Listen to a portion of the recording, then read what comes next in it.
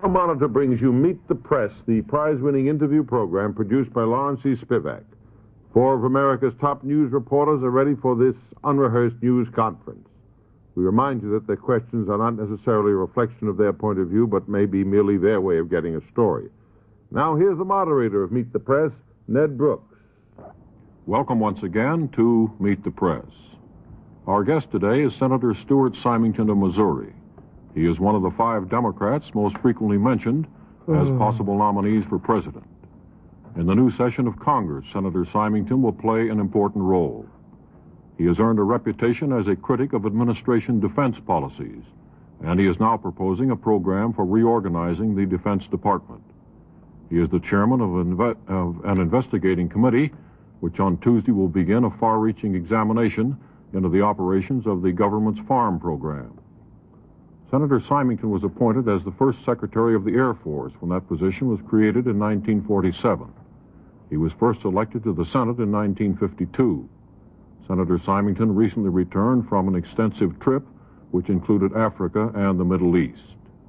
And now seated around the press table ready to interview Senator Symington are Marcus Childs of the St. Louis Post-Dispatch, May Craig of the Portland, Maine Press-Herald, Roscoe Drummond of the New York Herald Tribune, and Lawrence E. Spivak, our regular member of the Meet the Press panel. Now, Senator, if you're ready, we'll start the questions with Mr. Spivak. Senator, I'd like to assume what everyone else in the political know takes for granted, and that is that you're being seriously advanced for the Democratic presidential nomination. And I'd like to ask you some questions on some of the major issues that face us. First, the question of disarmament. While the rest of the world is talking about and hoping for disarmament, you keep hammering away on the question of armament. Will you tell us where you stand on the question of disarmament? Mr. Spivak, in 1955, I introduced a resolution which was passed unanimously by the Senate, and the resolution was one of universal disarmament. Nobody could be more for disarmament than I am. On the other hand, I believe it would be wrong and not in the best interest of my country to disarm unilaterally in the face of growing communist strength. Senator, do you think we can make any kind of disarmament agreement with the Soviet Union today that would be safe for the free world? Well, I'd hope that we could, and I think it's important that we continue to try. But on the other hand, I think that we have to do 2 things. First, work for general disarmament, and secondly, be careful that in our desire to obtain a real disarmament agreement, we don't sign one that might leave us in a position where it could be violated without our knowing it. Senator, specifically on nuclear weapons testing, we've carried on negotiations now for over a year. And the Russians seem to be getting exactly what they want, and that is a test ban without inspection. How long would you continue these negotiations if they continue in this present vein? For 14 months, we haven't been testing. And for 14 months, the Russians have not been testing. It worries me a great deal because as the months go by, our experts say continuously that we cannot tell increased size tests on their part if they want to cheat.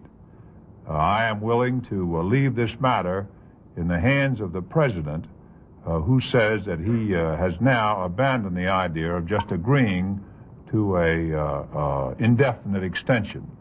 I would hope that we reach an agreement soon, because the American people should realize that the longer it is that we have no agreement and yet do not test, the longer, provided the Russians are cheating, the longer we are giving up and therefore, in effect, disarming unilaterally. You think, then, that if we don't get an agreement soon, that we ought to go back at least to underground testing? I do think we ought to go back to underground testing, yes. Well, Mr. Drummond. Senator, just one more aspect. If I may interrupt, Mr. Drummond, to say that is provided in the reasonably distant future we don't get an agreement that we consider the right agreement. To touch on one more aspect of the test ban thing, in your judgment and in your knowledge, is there any method of verification that would be adequate to detecting underground testing. And Mr. Drummond, the amount of blast that could be detected has increased, to my certain knowledge, in the minds of the experts 20 times in the last year. Now we're talking underground. In addition to which, there is a great new field of testing where there is a growing apprehension that we would not be able to detect, and that's the field of space. For example, something that was tested halfway to the moon. Therefore, again, I say that all of us are looking towards peace and believe that the best way to get peace is through some form of agreement in this field and all the fields of armament. Well, on the other hand, I do think that based on the record that we have to proceed with care. speaking of space, former President Truman and Senator Mansfield this afternoon said that they thought that the Soviet use of the Pacific for rocket testing was an act of arrogance. Now, I'd like to ask whether you think the Pacific is a proper area for rocket launching, and what do you believe is the purpose of the proposed Soviet rocket test?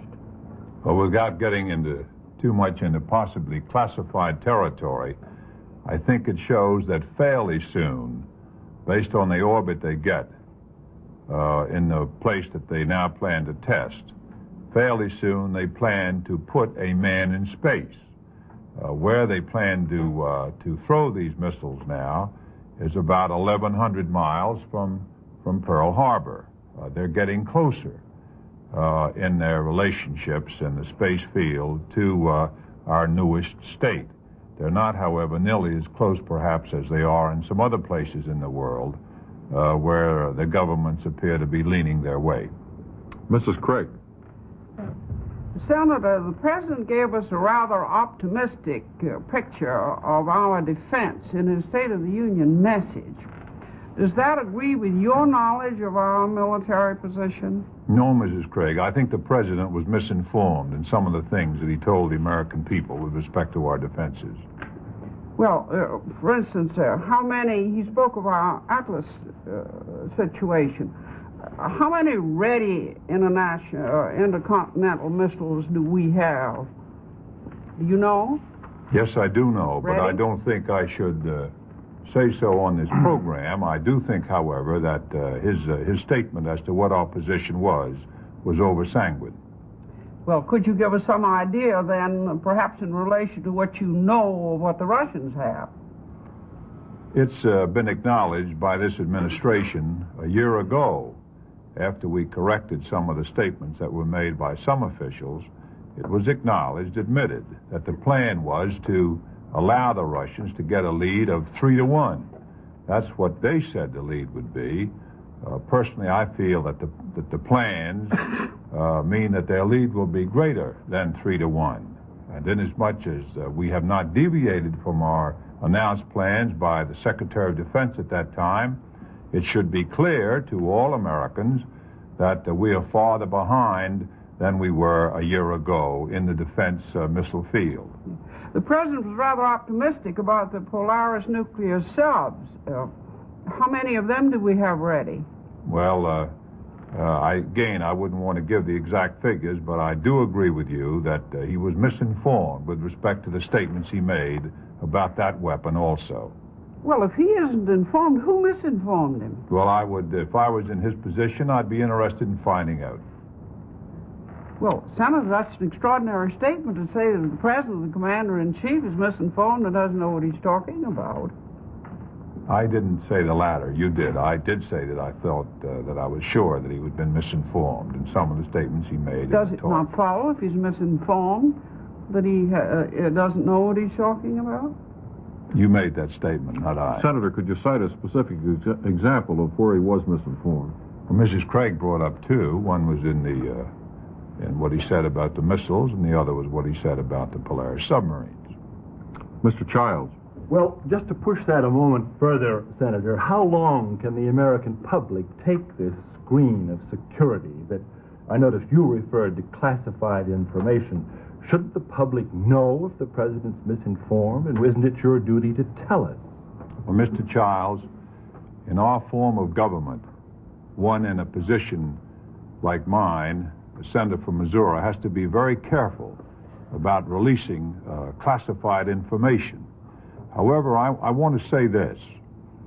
The American people now know from this administration that we are well behind in the missile field, even farther behind in the space field, and that our plans are to remain that way and get worse. Now, I'm amazed that the president, in his statement, points out that we're going to have the most prosperous year in our history next year, that we're going to have a $4.5 billion surplus. And at the same time, these plans to let the Russians continue their relative growing strength against ours continue. And I'd like to just also say that I don't argue about the fact that under our form of government, they have the right to consider the balancing of the budget more important than national security.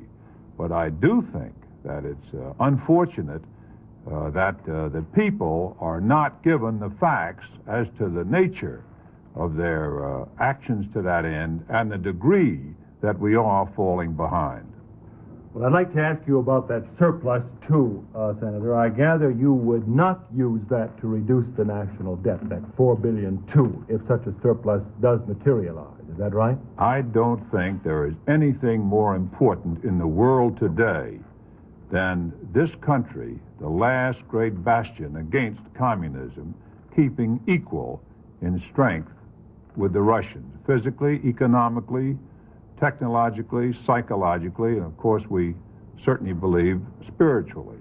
Therefore, unless they want to reorganize the Department of Defense to wring out the waste over there that everybody knows is there and get a new setup, which I am introducing a bill on as soon as I can get the floor, you might say, and unless they want to correct some of the other places in government where we are not having good administration and get the money that way, I most certainly would take that excess that the president talks of, that surplus that he talks of, and put it into increasing our defenses. But don't you then lay yourself open to the charge of being a spender and willing to unbalance the budget and contribute to our inflation? I don't think that whether we balance the budget or many of our other plans will mean much in this world unless we maintain our guard. Nobody wants peace in the world more than I do. Nobody wants peace more than any citizen with common sense. Your only problem is, as we move to the summit next May, for example, with the great psychological, technological, and physical accomplishments recently of the Soviet, do you have a better chance to negotiate that just and lasting peace we hope for at the summit, for example, if you negotiate from a position of relative weakness or one of relative strength? To me, that's the most important avenue to peace that we have in the world today. Mr. Spivak. Senator, you've said that there was a great deal of waste in the Defense Department. Am I to understand, then, that if you were President of the United States, you wouldn't spend more for defense, that you really would spend less for defense? I'd spend more for defense right now. But on the other hand, I'd have a single war plan. I'd try, I would hope, eliminate the constant bickering and arguing and differences between the services by having a single chief of staff. I'd have a single war plan. I'd downgrade the secretaries to undersecretaries under the Secretary of Defense so as to build up his authority, and I'd have a transfer in grade. In other words, I'd run the situation on the basis of good business practice instead of letting it drift the way it is today in tradition. Now, Senator, when you speak of waste in the Defense Department, is that just a generalized charge, or do you know pretty specifically that there is sizable waste and that something could be done about it? Well, Mr. Spivak, you know that. You could name item after item because of the disagreements has been canceled or held back, started and stopped. Things like the Beaumark, things like the Seamaster, the Navajo. Here we are today canceling hundreds and hundreds of millions of dollars of development and research items because each service is being allowed to try to fight the next war by itself. Well, Senator, in fact, isn't the whole Defense Department a wasteful Defense Department as long as it keeps us in peace? Isn't there constant obsolescence? I mean, don't you have to research and maybe waste money in research? Well, that's true, of course. But on the other hand, there's no reason why the organizational setup shouldn't be on a basis where the taxpayer gets the most return for his dollar. And in answer to the way you asked the question in the beginning, I would immediately start spending more. For example, in the space field, the degree that we're behind in thrust is almost incredible. And yet last year we cut by tens of millions of dollars the one big thrust program that we had, the Saturn. I'd spend money quick there, and I'd accelerate these important programs, and I'd modernize SAC. On the other hand, I also would attempt to streamline that department so that as soon as possible you're beginning to get true defense for your dollar. Senator, you've spent a great many years studying defense. Have you any idea how much you could save and how much you would spend if you were the president? Well, I think you could save, and I'm on the record as having said that I thought you could save 30% of the budget. That's when I was pretty close to the department. If that was only half right today, you'd save $100 million a week. Mr. Drummond. Senator, on this program last Sunday, Senator Kennedy said that if any Democratic leader was unwilling to submit his candidacy to the test of a representative primary, that Democratic leader would not deserve well of the next national convention. I'd like to ask whether you share that view. Mr. Drummond, some time back, when some of my friends in New Hampshire asked me if I would go into that primary, I had to make a decision. Namely, would I go into primaries or would I not? Now, I know something about primaries. I was in a primary once for 7 months, I believe, and I was in it 7 days a week.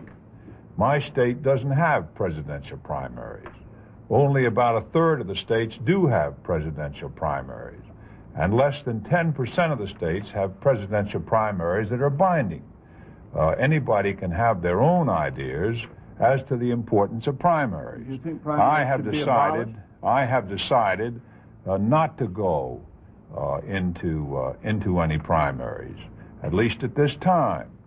And as to whether they should be abolished or not, I wouldn't want to criticize anything that another state had set up. In my state, we don't happen to have it. And in 2/3 of the states, they don't happen to have primaries. Mrs. Craig. Senator, Cuba is only 90 miles from Florida. Do you think that the present government of Cuba is under communist influence dangerous to us? Mrs. Craig, I have it on good authority that communist influence in Cuba is growing steadily, and I know that those people in our government who should be worrying about it are very worried indeed. As you say, it is 90 miles from the United States, and that's getting pretty close. It also has one of the world's greatest naval bases at Guantanamo, and of course anything that they're doing there could be supplied by submarines anyway. Yes, I wanted to ask you about that. Do you believe that there are submarines hiding on the Cuban coast now? I have heard that, but I haven't heard it from a position or from somebody that I could answer your question formally. Do you think there are missile bases there? I'd rather not comment on that question, frankly. Mr. Childs. Senator, getting back to this matter of politics, I checked up a few figures and found that you'd traveled in the fall 32,000 miles and spoken in 22 states. I wonder if it would be fair to call you an active but an unavowed candidate. Would that be? Well, first, let me answer this way, if I might. In 1958, I had another decision to make also, and that was, did I go out of my state or did I not? and I decided not to go out of Missouri, and I didn't during the entire year. Many of my colleagues and many other good Democrats came in to help me.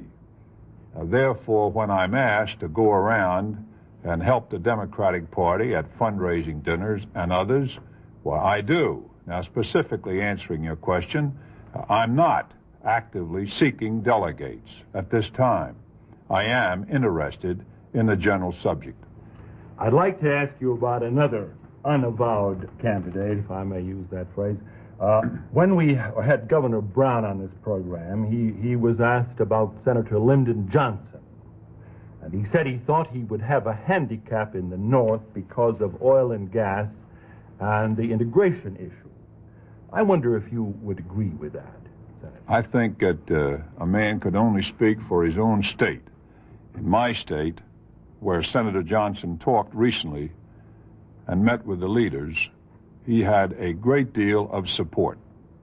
You believe he could carry Missouri, let's say? Well, he can certainly carry Missouri over any Republican.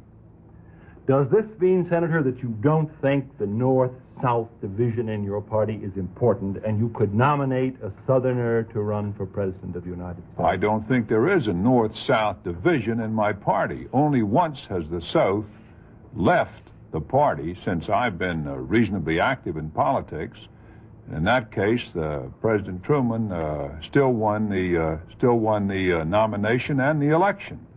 And I would hope that geography wouldn't play too prominent a part or be a decisive matter in the choosing of a president. I would hope, the way the world is today, that the United States as a country stay together and that we pick the best man for the job, regardless of where he lives.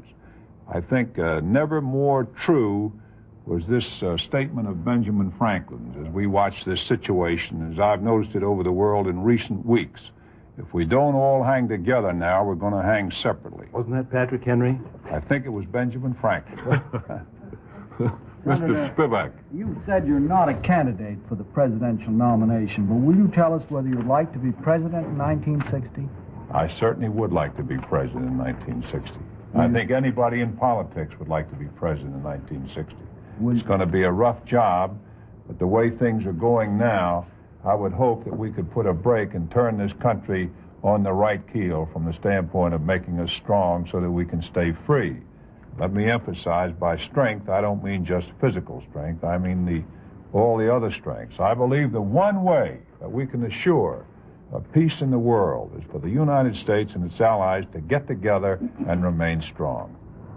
Senator, I'd like to ask you another question, which I hope you won't consider a too personal question, but your critics are saying that you are all things to all men and are able, therefore, to get equally strong support from groups in sharp controversy with each other. The segregationists and the anti-segregationists, labor and capital, conservatives and liberals. How do you answer that charge that has been made against you, and it has been made as a charge against you? Well, first, Mr. Spivak, they don't say it to me. And secondly, I know of no issue that I haven't voted on and taken a position on. And I think the charge is totally unwarranted. My voting record, I believe, proves it. And I naturally am sorry that people say it. There's no justification, no proof of any kind for it. And I regret that some people have said it. Well, Senator, do you think that it is necessarily bad for you to be endorsed by the ADA and to be a favorite of the Chamber of Commerce, for example? This is, for example, from Harper's. He is at home with the ADA, and he is far from unwelcome at the same time at the luncheon of the Chamber of Commerce.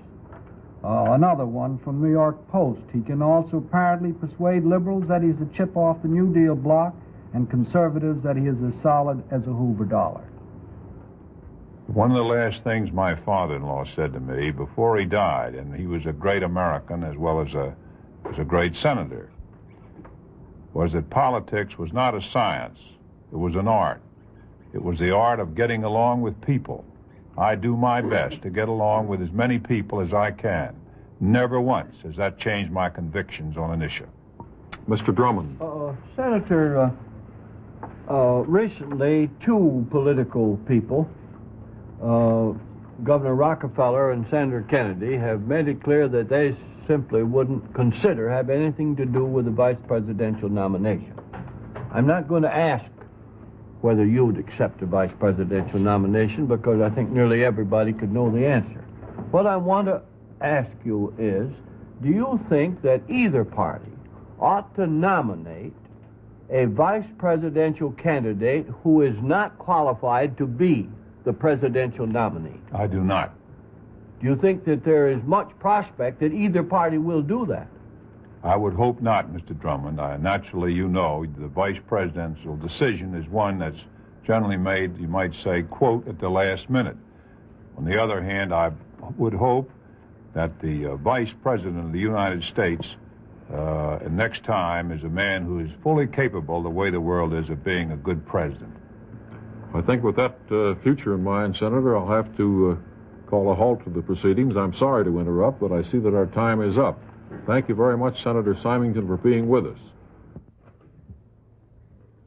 And Monitor's thanks to Senator Stuart Symington of Meet the Press, who was the guest of